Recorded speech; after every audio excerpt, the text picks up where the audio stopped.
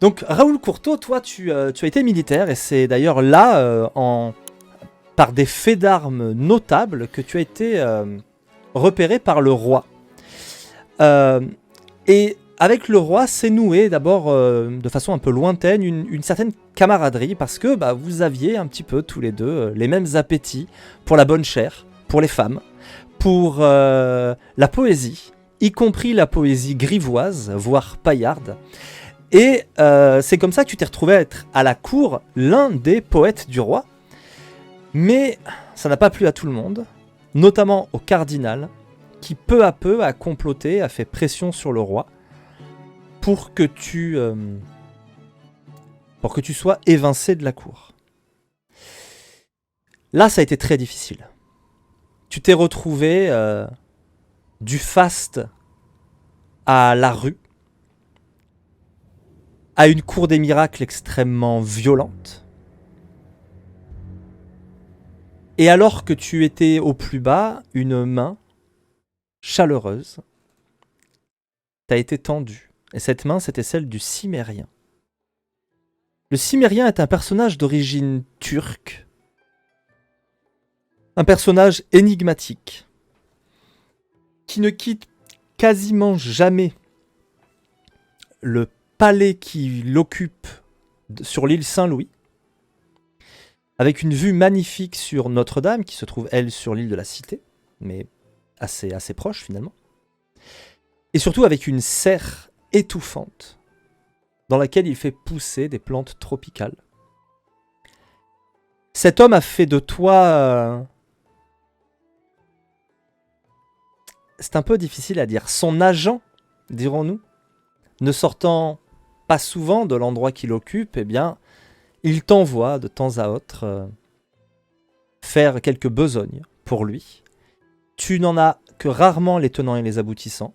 Parfois, c'est un peu d'espionnage. Parfois, c'est empêcher quelqu'un d'arriver quelque part parce qu'il prépare peut-être un mauvais coup. Mais tu sais que c'est quelqu'un qui est tellement en vue qu'il a reçu une ou deux fois le roi et la reine en personne. Et tu sais qu'il a, même si le cardinal ne l'apprécie guère, il a une certaine estime pour lui. En fait, tout le monde reconnaît son utilité. Et toi, tu lui dois la vie. Tu lui dois ton retour dans tout ce que tu aimes. Parce que s'il y a une chose qui est célèbre chez le Cimérien, c'est la splendeur de ses banquets. Et c'est d'ailleurs sur l'un de ces banquets que nous allons commencer. La caméra se pose sur toi directement, entouré de bonnes gens, mais de tous horizons. Des bourgeois, beaucoup de bourgeois, mais quelques nobles aussi, qui viennent s'encanailler lors des festins du Cimérien. Que voit-on à l'écran? À quoi ressemble Raoul? Physiquement, Raoul est un grand homme, je dirais, à la lisière entre, justement, mais à la lisière entre le gentilhomme et le bougre. Il y a vraiment une parfaite, on va dire, une parfaite séparation qui se fait dans cet individu qui donne à la fois l'impression d'être quelqu'un de bien élevé, mais aussi quelqu'un de très rustre. Et il y a un grand visage trapu, les cheveux longs, bouclés, bruns, avec un grand pif un peu coloré, avec des petites veines qui ont explosé avec le temps à force de boire de l'alcool. Et il porte une espèce d'habit un peu rouge écarlate et brodé d'or et de bleu avec des manches et un petit col satiné blanc de dentelle avec un long chapeau de panache aussi blanc et des bottes, mais des bottes à demi fortes. Là. On appelle ça pas des grosses bottes de cavalerie, c'est plus des bottes de déplacement pour pouvoir courir en cas de besoin, même si possiblement Raoul n'a pas couru depuis bien longtemps parce qu'il est tout de même assez, sans nécessairement dire qu'il est gras, il est quand même assez volumineux. Peut-être que ça cache, sous cette masse se cachent des muscles bien entretenus, mais au premier abord, il semble être quelqu'un qui ne doit pas courir des kilomètres et des kilomètres. Il est tout de même très souriant, bruyant, des grands rires, l'espèce de... Vraiment extrêmement désagréable pour les gens qui sont autour et de temps en temps, il va se repencher par-dessus la table avec les mains pleines de gras et de morceaux par exemple de peau de poulet ou autre chose comme ça, en train de pointer du doigt des gens en étant extrêmement impoli. Mais en même temps, d'un autre côté, il va se tourner et lâcher une petite phrase ou une petite sonnette très bien dit à quelconque personne qui passerait dans les environs, juste pour montrer qu'il est quand même bien intentionné. Il menace son premier coup d'œil, mais rapidement, on découvre un cœur d'or. Tu manges et tu ris. Au début, tu intrigues, ensuite, tu fais rire. Il y a des échanges, des œillades, mais globalement, les gens sont quand même finalement assez satisfaits de ta compagnie. Et une femme d'ailleurs à côté de toi, une femme emperruquée qui doit avoir l'habitude de fréquenter le Louvre, puisque Versailles à notre époque n'est encore une maison de chasse pour le roi. Elle t'invite à ingurgiter des quantités toujours plus astronomiques parce qu'elle est pantoise devant ta faculté à manger. Voilà. Et ça la fait énormément rire. Elle est veuve, okay. La pauvre, et sans doute qu'elle cherche un peu de compagnie. Mais du coin de l'œil, tu notes quelque chose qui vient détonner légèrement avec la soirée. Au bout de la table, il y a le cimérien. Il est énorme. Il est vraiment plus que corpulent. Il est obèse. Il a les cheveux poivre et sel, mi-longs, le teint hâlé, une barbe assez fournie qui, elle, est encore bien noire. Et il est habillé très richement. Il a de nombreuses bagues aux doigts. Il a une richesse ostensible qui rappelle quand même la région d'où il vient, même si on se laisse volontiers aller au faste aussi dans le Paris de l'époque. Mais comme je te disais, tu vois donc le cimérien récupérer un billet tendu par un serviteur sur un petit plateau. Okay. Il l'ouvre et tu notes sa mine grave qui vient voiler un instant la composition qui reprend de rire et de bonne humeur. Mais tu vas voir que pendant les secondes qui suivent, il va essayer d'attraper ton regard. OK. C'est sûr que c'est au moment que je le perçois, justement, me regarder, et j'ai remarqué, en fait, cet air plus grave que d'habitude. Je vais prendre immédiatement, même si, justement, je suis quelqu'un qui est bon vivant et qui profite de la vie, j'ai tout de même à cœur mes occupations et mon travail. Donc, je vais me lever assez prestement, me tourner vers la dame en question qui me faisait boire du vin et qui me faisait manger. Ça allait surprendre à quel point je pouvais manger. Et je vais lui dire Madame, vous êtes aussi rare que cette qualité de vin, mais restez là pour l'instant, je dois aller discuter avec mon employeur. Oh, que monsieur me pardonne, je ne souhaitais pas le déranger outre mesure. Elle prend un air un petit peu pincé, mais qui a l'air affecté, qui a l'air surjoué. Et elle se cache derrière son éventail en cessant de te regarder. Ok. Quand tu te lèves, le cimérien se lève également. Il s'essuie largement la bouche avec un pan de la nappe qu'il repose. Il élève sa lourde carcasse parce que non content d'être très large, il est aussi très grand. Et d'une voix de stentor, il dit à l'assemblée Mes amis, je vous prie de m'excuser 1 minute. Je dois m'entretenir avec un vieil ami. Mais la fête est loin d'être terminée. Je viens vous rejoindre dans l'instant. Tout à l'heure. Et il te fait signe de le suivre. Je vais le suivre prestement en faisant bien du bruit là, pour être sûr que les gens savent que c'est moi ce vieil ami. Les deux colosses passent une double porte ouverte par 2 valets en livrée. Elle se referme derrière vous, le couloir est un peu plus sombre et rapidement il va te conduire là où vous discutez souvent. À toi de voir si tu en apprécies l'ambiance ou pas. Il y fait quand même horriblement chaud et puis il y a cette odeur de charbon parce que c'est pas chauffé à la lumière du soleil. C'est chauffé de manière Mhm. artificielle. Donc il y a un poil de fumée dans l'air, mais c'est dans la serre qu'il te reçoit. Comme vous le savez, un carrosse très important est arrivé récemment. Le ministère, l'actuel gouverneur de ce royaume barbare qu'est l'Angleterre, n'est-ce pas? Il a un petit sourire, il joue les Français, mais tu sais qu'il n'en croit pas un mot de ce qu'il est en train de dire.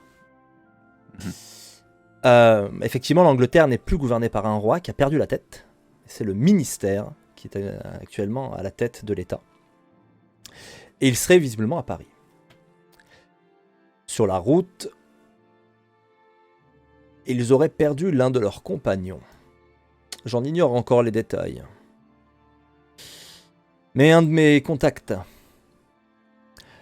m'a fait savoir que ce compagnon avait été attaqué, tandis qu'il essayait de rejoindre le convoi et qu'il avait pris la fuite ici même, dans Paris. Il a eu la folie ou l'intelligence, c'est selon, de s'aller perdre dans la cour des miracles. Vous comprendrez aisément que je ne puis m'y rendre moi-même. Vous, en Mais revanche. je prends un air un peu surpris, je t'avouerais que je me sens pas, du moins sur le moment, je ne suis pas en état de processer cette information, de me rendre jusqu'à la cour des miracles. Là. Je suis un peu... Continuez, oui, continuez. Il faut que vous trouviez mon contact sur place, le vendangeur. Son adresse est assez aisée à trouver.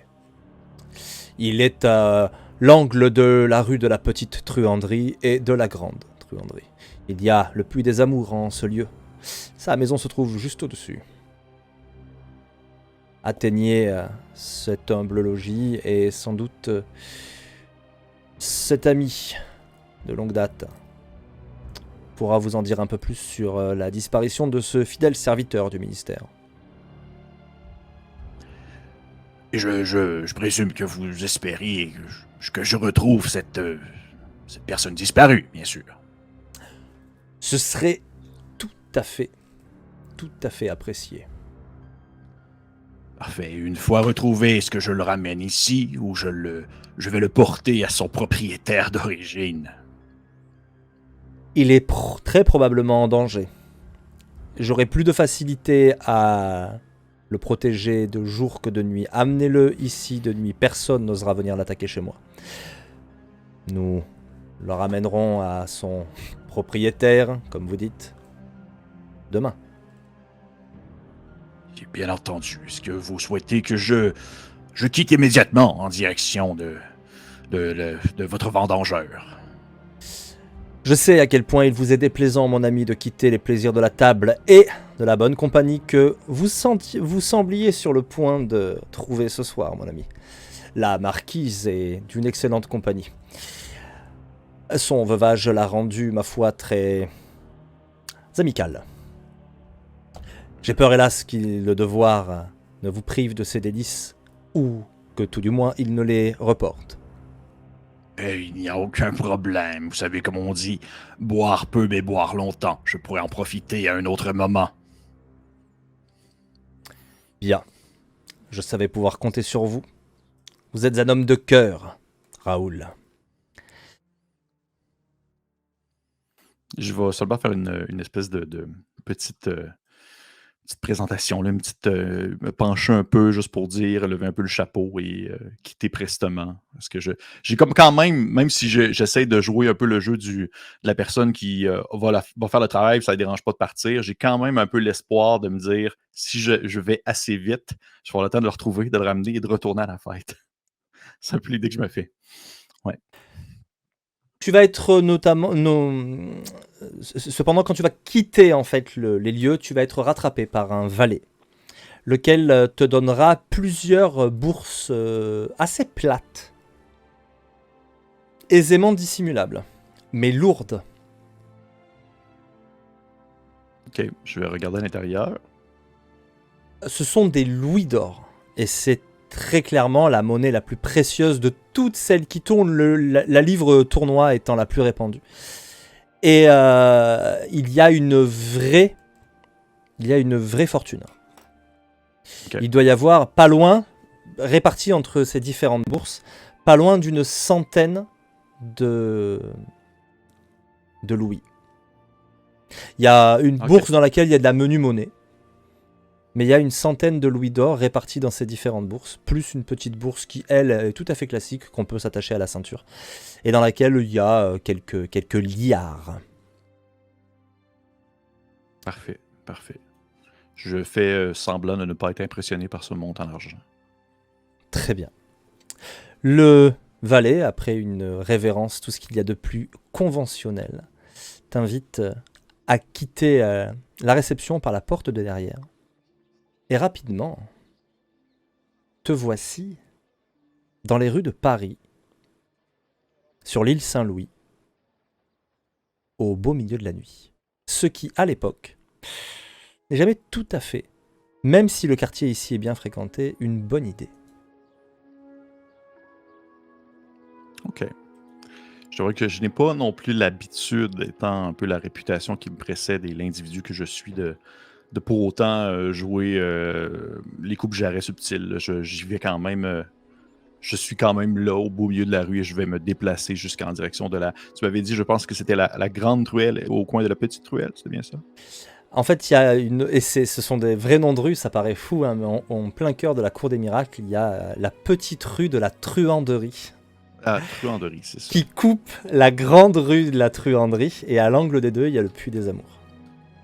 Parfait. C'est vers là que je vais me rendre prestement sans nécessairement dire que je me pavane, je marche assez lourdement pour montrer que si quelqu'un souhaite en découdre, eh bien, il va fort probablement le regretter. Tu vas te promener sur l'île Saint-Louis et puis retrouver un pont pour monter, d'abord arpenter les quais et puis monter en direction de ce quartier de la Cour des Miracles. Ce quartier, il se trouve en fait, il est entre la porte Saint-Denis et il est un peu à cheval aussi sur le quartier de Montmartre, entre la porte Montmartre et la porte Saint-Denis, puisque toute la ville à cette époque est encore ceinte d'une muraille. Bon, il y a les faubourgs autour, hein, bien sûr, mais quand même, le centre-ville est tout entouré de murailles. Et tu avances entre ces rues. Il y a parfois une silhouette peu engageante qui semble dormir ou boire. À l'ombre d'un porche, il y a un cri au loin de quelqu'un qui potentiellement se fait agresser, mais c'est malheureusement monnaie courante. Les rues ne sont vraiment pas sûres de nuit. Nicolas Boileau ne vient-il pas d'écrire une satire sur les embarras de Paris? Tu te promènes et très rapidement tu te souviens. Tu te souviens de cette époque où tu n'étais pas aussi en vue qu'aujourd'hui, tu n'étais pas aussi aisé qu'aujourd'hui, étant d'aussi bonne disposition. Et tu commences à reconnaître ces murs décrépits. Tu commences à reconnaître surtout cette odeur terrible, cette odeur de misère. Mhm. Et au bout d'un moment, assez vite malheureusement, tu as cette intuition tenace que quelqu'un, ou pire, quelques-uns, te suivent. Ok. Ok. Ok. Je vais. Quand tu dis quelques-uns, est-ce que c'est parce que je suis. Est-ce qu'à un certain point donné, je suis persuadé qu'il y a plusieurs individus au point d'en entendre plusieurs pas de pied en même temps? Là? Tu as l'habitude de ce genre de choses. À un moment donné, tu tournes un angle de rue, puis à tournant à l'autre angle, en accélérant un peu, tu jettes un petit coup d'œil par-dessus ton épaule. Il semblerait bien qu'il y ait 2 gaillards qui aient quelques projets pour ta petite personne. OK. Je vais, ne pouvant assurément pas on va dire, leur échapper, en le sens que je ne vais pas aller assez vite, et je ne veux pas non plus me faire surprendre au coin d'une ruelle. Je vais, si tu me dis que j'ai l'impression qu'ils se rapprochent à mesure que le temps passe, je vais tout simplement faire volte-face et tasser un peu ma demi-cape pour bien présenter l'arme que j'ai à ma taille et me croiser les bras autour de mon gros torse d'homme bien baraqué et de tout simplement parler assez fort pour dire Vous savez que dans l'ombre, il n'y a que les rats qui s'y cachent. Si vous êtes des êtres humains, montrez-vous. Tu vas pouvoir me faire un jet avec éloquence. 5 succès. Mhm. C'est une très très belle réussite. Si tu regardes ta fiche, tu as les qualités. Que souhaiterais-tu que fasse cette action? Je te laisse la main. Que se passe-t-il selon toi? Puis je reprendrai. Dans le sens, tu me permets on veut dire, de faire la réaction des personnages en soi, des personnages non joueurs, c'est bien ça? En tout cas, de m'indiquer, de faire le metteur en scène, de me Ok. dire ce qui va se passer Ok. et je reprendrai la main. Parfait. Je vois ça un peu comme une manière de les surprendre, vraiment, le pied levé, comme s'ils ne s'attendaient vraiment pas à ce que je puisse les voir ou même les entendre. Et ainsi, j'aimerais ça qu'ils puissent, un, se montrer, et deux, prendre conscience que la personne qui se trouve devant eux, elle est peut-être un plus gros poisson qu'ils ne le croyaient. Eh bien, c'est un peu ce qui va se passer. C'est-à-dire que d'abord, ils vont avoir un mouvement de recul parce qu'ils ne s'attendaient pas à être repérés. Sous la pâle lueur d'un réverbère, tu vas les voir sous cette grosse chandelle qui danse un peu sous l'air qui doit passer à travers. Il s'agit de 2 personnes clairement pas très aisées, c'est le moins qu'on puisse dire. Ce sont des misérables, armés de simples matraques. L'un d'entre eux a le visage vérolé. L'autre n'a plus que quelques touffes de cheveux, sans doute frappés par la teigne. Il a des plaques sur le visage vraiment moches. Et le désespoir font que sans doute ils n'ont pas envie d'en découdre directement avec quelqu'un qui leur présente son fer. Et ils vont décamper sans demander leur reste. En tout cas, pour le moment. Et ma foi, peu à peu, le calme de la ville va revenir. Si ce n'est peut-être au loin, un chien qui aboie. Parfait. C'est le genre de situation que j'aurais aimé qu'il y ait des spectateurs. C'est le genre de situation, je me dis, un peu comme dans un banquet. Il devrait y avoir des gens dans un banquet qui me voient faire ça, mais là, je suis tout seul dans l'obscurité, je suis juste comme... Je tourne les talons, puis je continue à marcher comme si de rien n'était. Tu avances en direction de la petite rue de la Truanderie. Et mine de rien, tu commences à te demander si c'était une si bonne idée d'effrayer les rats. Parce que tu te dis dans quelle mesure, quand les rats ont peur d'une proie trop grosse, ils vont pas chercher les copains. Parce que t'es pas sûr. Ils sont peut-être beaucoup plus discrets. Mais t'as l'impression d'être à nouveau suivi au bout de peut-être une petite dizaine de minutes. Tu t'es bien enfoncé dans la cour des miracles. Ou devrais-je dire dans la gueule du loup. Mm-hmm. Et tu commences à sentir ton cœur accélérer un petit peu, tes mains devenir un peu plus moites. Parce que au bout d'un moment, la poursuite, très paisible, devient ostensible. Mais c'est plus de 2 personnes qu'il y a derrière toi. C'est une demi-douzaine. Ok. Et à mesure que tu avances, il y a un homme qui sort d'une petite contre-allée qui va rejoindre ce groupe. Et ce groupe, qui est bien à une centaine de mètres de toi, commence à presser le pas en ta direction. Qu'est-ce que tu fais ? Si tu me dis qu'ils sont peut-être à une centaine de pas, je vais tenter. J'ai dû bien tenter, parce que je ne sais pas à quel point je vais être capable de le faire. De peut-être prendre une petite ruelle dans un coin et essayer de me faire subtil, juste pour les voir. J'essaie de voir c'est qui. Parce que si c'est des brigands qui veulent seulement me prendre mon or, ça se pourrait que je sois moins inquiet que si c'était des hommes bien armés et avec des couleurs représentant une certaine affiliation ou autre. Je t'invite à me faire un petit jet d'attention. Tu as 2 succès. Il te semble que ce ne sont vraiment que des miséreux, et d'ailleurs, même s'ils sont plus loin que les autres, ils ont laissé les autres prendre de l'avance sur eux. Il te semble reconnaître au moins le teigneux parmi eux. Parfait. Dans ce cas, je vais me tourner. Je vais faire encore une fois volte-face. Tu me dis que ce sont maintenant une demi-douzaine. Ouais. Je vais les attendre. Je vais les attendre, encore une fois, les bras croisés, dévoilant mon arme et voulant peut-être même paraître plus grand que de nature. Je vais même peut-être faire exprès pour me positionner d'une manière à avoir une lumière de lampadaire derrière moi, faisant ainsi l'effet de projeter mon ombre vers eux, comme si elle était beaucoup plus grande qu'elle l'était réellement.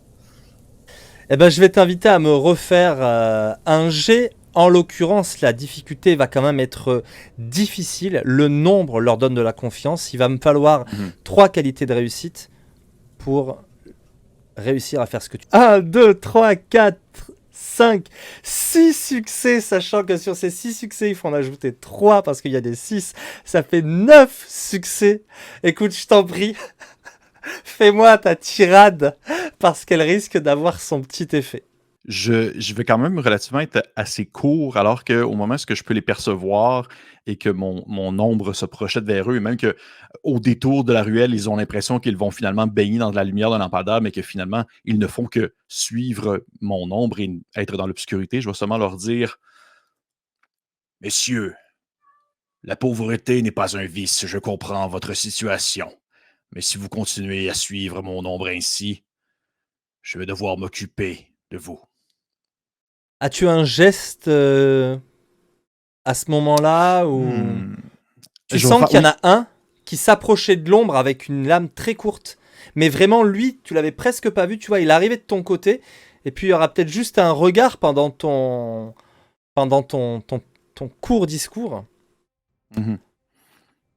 Oui, dans ce cas-là, si j'ai toujours on va dire le regard tourné vers ceux d'en avant, alors que lui, sur le côté, s'approche avec une arme, je vais sortir mon fleuret et simplement le pointer en sa direction, mais toujours en regardant ceux situés devant moi, comme pour montrer que je l'ai vu, mais j'ai pas besoin de le regarder pour savoir qu'il était là parce qu'il faisait un boucan.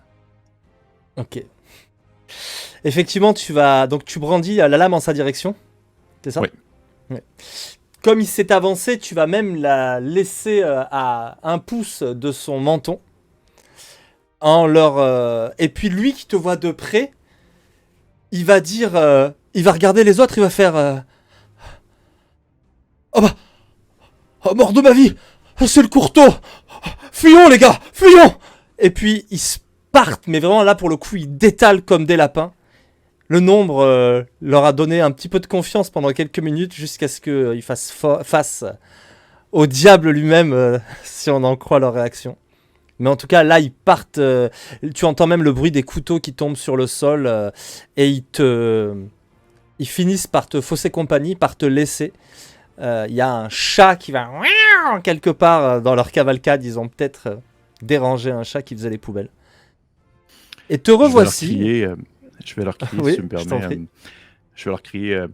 Et que je ne vous reprenne pas à suivre l'ombre d'un géant. Partez, partez, retournez chez vous.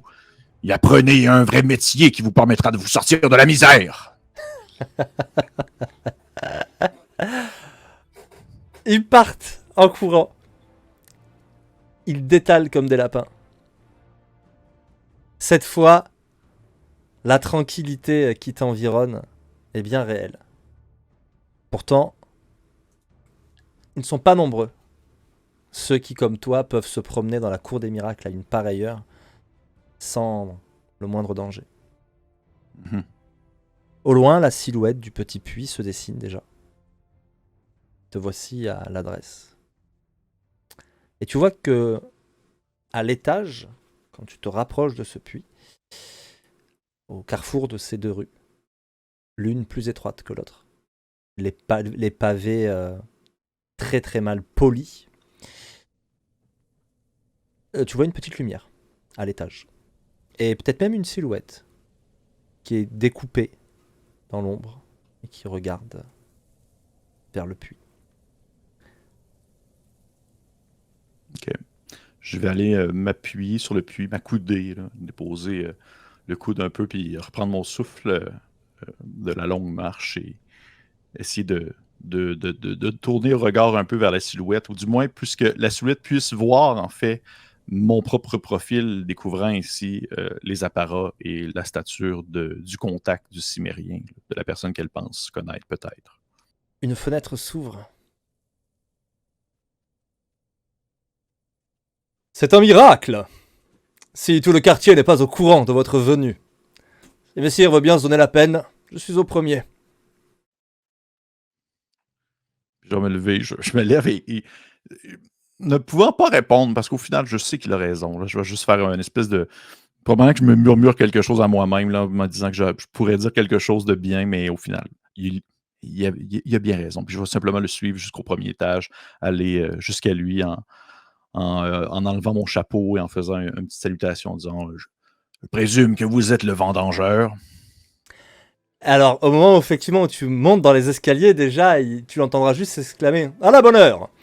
Et tu entendras un peu plus loin quelqu'un avec une voix avinée hurler « Qui a fermé ta bip ?»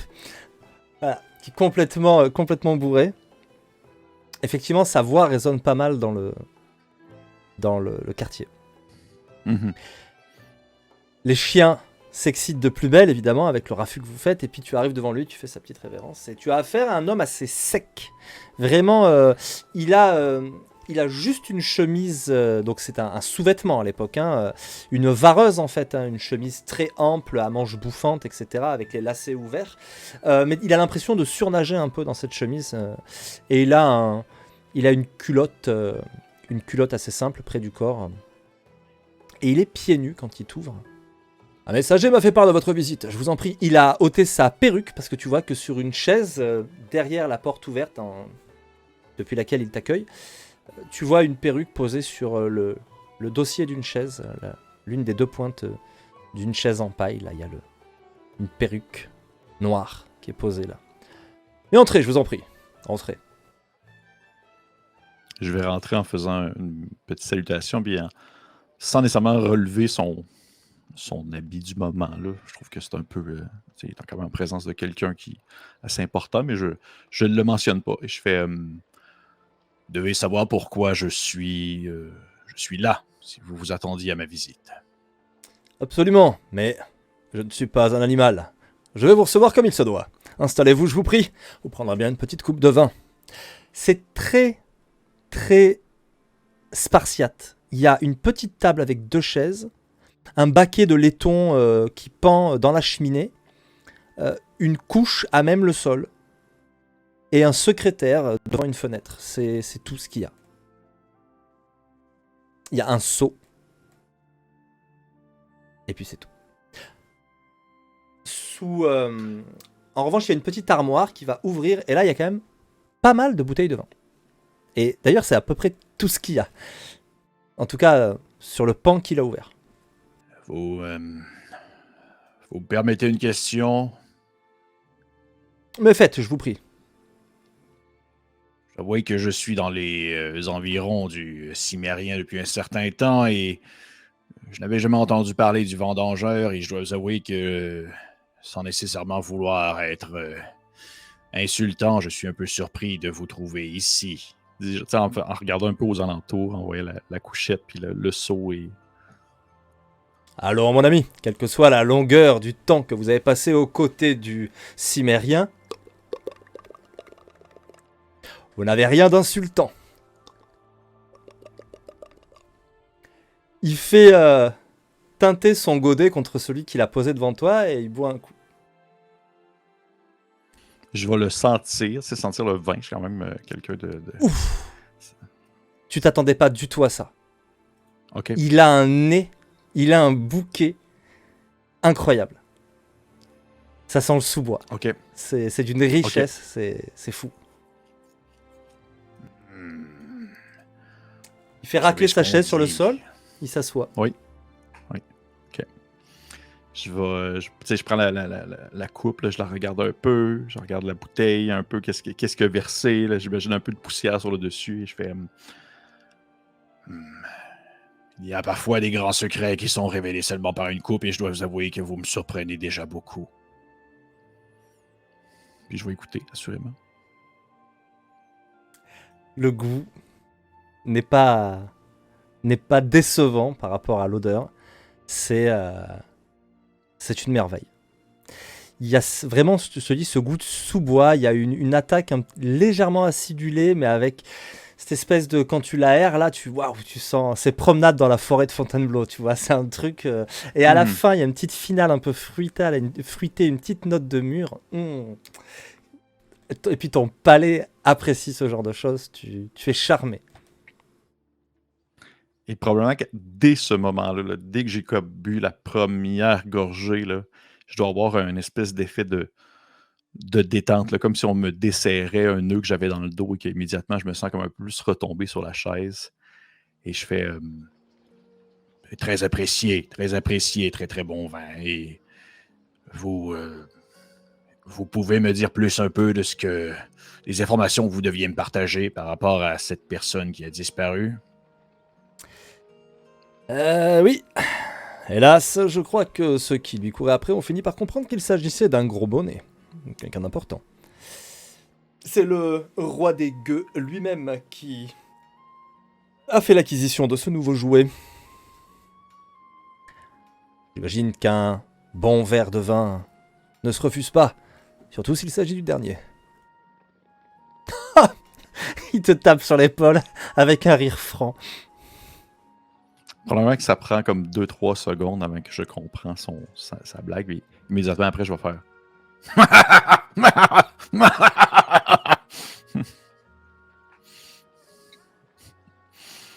Et vous pouvez m'en dire un peu plus à l'endroit où je pourrais trouver cet individu maintenant, les informations qui sont primordiales à l'accomplissement de cette mission demandée par le Cimérien. Ah ça, mon ami, si je savais où loger le roi des gueux, je ne vivrais sans doute pas ici, même si cela a son intérêt. Mais en revanche, je sais où il est. Ce soir. Il mentionne le roi des gueux. Est-ce que je suis supposé savoir c'est quoi ou qui? Oui. Le roi des gueux, c'est le roi de la cour des miracles. Okay. Et qui non seulement a la main mise sur la pègre de Paris, mais d'aucuns disent que son pouvoir s'étend au-delà, jusqu'en province. Ok. Et vous avez une idée pourquoi est-ce que ce roi des gueux en aurait à cette personne disparue? Qu'est-ce qu'elle y trouve en échange? Ça, je crains que ce soit à vous de le découvrir. Écoutez, je suis déjà en mesure de vous dire où se trouve le roi des gueux et de vous dire que c'est lui qui le retient. Et que l'on m'excuse, mais je vous donne toutes ces informations en quoi? 1h30, 2 heures grand maximum? Je trouve que dans mon art, j'excelle en toute humilité. Cela va sans dire. Et j'arrose cela d'un excellent vin, de surcroît. Oui, c'est vraiment le petit plus qui change tout, si vous permettez. Donc, est-ce que vous dites le roi des gueux, vous savez il est où? Est-ce que vous pouvez être plus spécifique, outre le fait qu'il dirige la cour des miracles? Nous sommes présentement dans la cour des miracles. C'est un grand territoire à couvrir. Il se trouve ce soir dans un cabaret. Il y fait ses affaires. Il y a de fortes chances qu'elles ne soient guère jolies, mais elles peuvent l'occuper une bonne partie de la nuit. Si vous vous dépêchez, vous l'y trouverez sans doute encore. Sa garde doit être de taille. Et dis-moi si tu me permets, maître de jeu, en tant de connaissance justement sur ce que je peux savoir sur le roi des gueux, est-ce que c'est un individu avec qui on a l'occasion d'échanger ou croiser sa route, c'est immédiatement synonyme de combat et de violence? Absolument pas. C'est un parrain de Ok. mafia.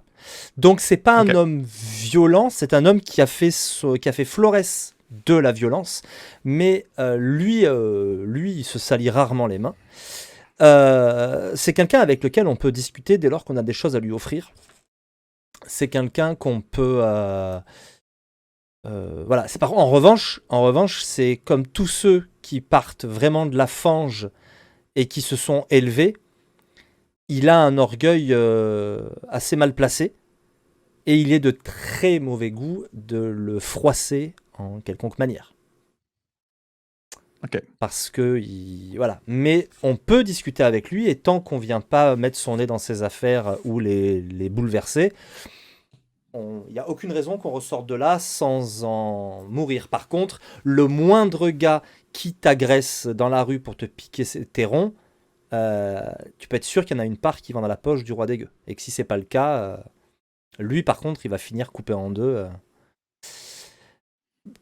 quel que soit le sens de la coupe. Il finira sans doute coupé en deux et flottant dans la Seine. Parfait, parfait. Dans ce cas, je vais me lever immédiatement. Tu sais, faire, Et vous pouvez me dire quel est ce cabaret, histoire que je puisse m'y rendre de ce pas? Eh bien, c'est au Canard Boiteux. C'est à peine à un demi-kilomètre d'ici, vers l'est. Vers l'ouest, pardon, en direction de Montmartre. Hmm, Parfait. Autre chose pertinente que je devrais savoir avant de quitter, monsieur le vendangeur. Ne prenez pas cette affaire trop à la légère, mon ami. J'espère que nous aurons l'occasion de reboire un verre ensemble. Et vu le guêpier dans lequel le cimérien vous a envoyé, je crains que nous n'ayons guère l'occasion. Restez sur vos gardes. Ouvrez l'œil et le bon, c'est tout ce que je puis vous conseiller, mon ami. Hmm. je vais, le- je vais le regarder. Il y a quand même un détail, du moins un mot qu'il a dit qui me fait sourciller un peu. Et je vais dire, Vous dites un guépier, comme si c'était volontairement un piège dans lequel je tombais, comme si vous pensez que le cimérien m'aurait volontairement envoyé dans la gueule du loup, ou c'est plus une figure de style que vous dites? Ce n'est pas un piège. Je ne pense pas, en tout cas. Le cimérien sait que trahir les gens qui travaillent pour lui est toujours une mauvaise idée, à moins qu'il ait quelque vengeance au cœur. En revanche, je crains qu'il... soit il ne mesure pas tout à fait ce qui se trame, soit il a choisi une personne capable de gérer ce genre d'affaires délicates. puis je vais comme prendre la coupe puis la caler d'un coup. Puis dire, Hmm, Délicat, c'est mon deuxième prénom. Tu le quittes. oui, Te revoici dans les rues avec petit pincement au cœur, mine de rien. Même oui. si pour l'instant, tu as mené ça d'une main de maître. Le silence autour de toi est assourdissant. Tu n'entends que l'écho de tes propres pas. Mhm.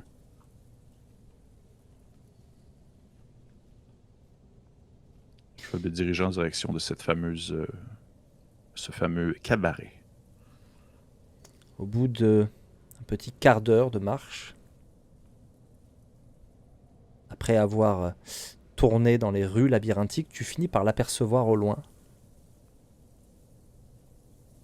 L'ambiance y a l'air beaucoup plus chaleureuse. Les gens ont l'air de rire. Tu entends des rires d'hommes et de femmes. Et tu sens, si tu ouvres la porte, ouvres-tu la porte d'ailleurs, de ce cabaret? Oui, oui, ben en fait, j'essaie de voir, j'essaie de percevoir peut-être avant de rentrer si justement il y a soit quelqu'un qui s'occupe, si on veut justement de ne pas faire rentrer n'importe qui ou si ça semble être assez ouvert à ce sens-là. Alors c'est l'endroit où n'importe qui rentre. C'est même Parfait, précisément le genre de clientèle qu'on attend. parfait. Dans ce cas-là, je rentre sans attendre. Des vitres jaunes fumées, opaques, et tu rentres dans une espèce de grand cabaret où sur une scène il y a des femmes qui dansent, des hommes qui rient, il y a une odeur qui t'attrape à la gorge. Le sol c'est de la terre battue qui est devenue de la boue. Il y a un mélange d'urine, de sueur, de vieille bière, de vinasse et de vomi. Il y a des hommes qui fument le tabac soit dans des espèces de cigarettes roulées, soit à la pipe. Euh, ouais, l'ambiance, c'est viril. Sur la scène, ça danse. Des danses qui, de ton point de vue, sont plus des gesticuleries que de la vraie danse. Voilà, mais les femmes se montrent beaucoup trop. Et c'est un lieu de perdition terrible. Et il y a de la musique, un petit groupe. Il y a quelqu'un qui joue de la viole de gambe, quelqu'un qui joue du violon, et puis il y a une flûtiste, il y a un petit tambourin aussi. Voilà. C'est des instruments un peu, vraiment les instruments de la rue, et ça chante en tapant sur la table, etc. Tu vois un comptoir sur ta droite. En revanche, tu vois donc scène, comptoir sur la droite, des tables de Mhm. partout. Mais au bout, à gauche de la scène, en fait, il semble y avoir un escalier qui descend. Et là, il y a un gros molosse devant, à la mine patibulaire, au crâne entièrement rasé, avec de longues cicatrices sur la face, et qui a l'air de garder les escaliers. OK. OK. Je vais quand même prendre le temps de me mêler un peu à la foule, même si au final, je peux pas non plus me mêler tant que ça, tellement il y a une différence en termes d'habits, en termes d'attitude et tout ça, mais je vais quand même prendre le temps de ne pas aller directement vers le grand bonhomme chauve et Ok. juste peut-être faire un petit tour d'horizon, essayer de voir. En fait, j'essaie d'évaluer aussi des sorties possibles. Si, admettons, il se passe quelque chose, que ça va très mal, là, si ça part peu importe, en bataille générale ou autre, là, j'essaie de voir les sorties possibles et je vais aussi également me rendre jusqu'au comptoir parce que je vais tenter de me présenter au moins avec quelque chose dans les mains, donnant l'impression que je ne suis pas là uniquement pour le travail. Pour ce qui est des sorties, il y a la porte derrière toi. Mhm. Il y a une grande fenêtre de part et d'autre. Ensuite, il y a une fenêtre sur le mur de gauche et une fenêtre sur le mur de droite derrière le comptoir. Ça fait quand même quelques sorties possibles, même si Ouais. la fenêtre le vivra pas forcément très bien, mais dans ce genre de film, elles sont là pour ça. Et au comptoir, est-ce que c'est comme quelqu'un qui prend des commandes, entre je pourrais me permettre, ou Il y a une femme à la tenue outrageuse, un corset beaucoup trop serré, une robe remontée suffisamment pour qu'on voit ses chevilles, mais quelle impudence! Et elle n'a pas de perruque. Et elle te regarde approcher avec une mouche en taffetas un peu trop grosse pour avoir l'élégance des dames de la cour. Alors mon mignon, il veut boire quelque chose, il a besoin de se rincer le gosier. Il est à la bonne adresse. et peut-être que j'essaie une première approche et si ça ne fonctionne pas, je vais y aller vraiment plus prestement. Là. Mais là, au moment où je m'approche, je vais faire comme. C'est comme si. Je vais faire comme si je parlais nécessairement à elle, mais en même temps, je vais parler de manière générale aussi et je vais dire la première fois que je l'ai vue, j'ai tout de suite remarqué son regard et ça m'a mis complètement à gare. Je voudrais n'importe quoi. Donnez-moi n'importe quoi. Ah, l'amour. Je ne sais pas si j'ai quelque chose de plus fort, mon mignon, mais je peux chercher. Elle va te sortir une espèce de torboyau, une bouteille non étiquetée avec un liquide jaunâtre. Elle pose ça, elle prend un petit godet de métal. Tiens, et vas-y doucement, hein. Ça pourrait prendre feu. Merci bien. Oui, je suis vraiment désenchanté. Là. C'est mon moment de cassure, c'est l'alcool qui est pas bon. Là. C'est le moment où est-ce que je ne suis absolument plus charmé. Et est-ce que je le sais de prime abord combien ça coûte ce genre de produit-là en général ou je sortirais tout simplement. Tu sais, je Ta sortirais plus de mes petite poches. pièce, Là. ça devrait Ouais. faire l'affaire. Je sors de mes poches la plus petite pièce et je fais vraiment, je te le dis d'ailleurs, je vais le dire après, je fais vraiment attention, surtout maintenant dans cet endroit-là, à cacher les bourses que j'ai. Les montants d'or assez élevés que tu m'as donné tout à l'heure, là, je fais vraiment attention de l'avoir le plus proche de moi pour être sûr que je me fasse pas voler sans m'en rendre compte.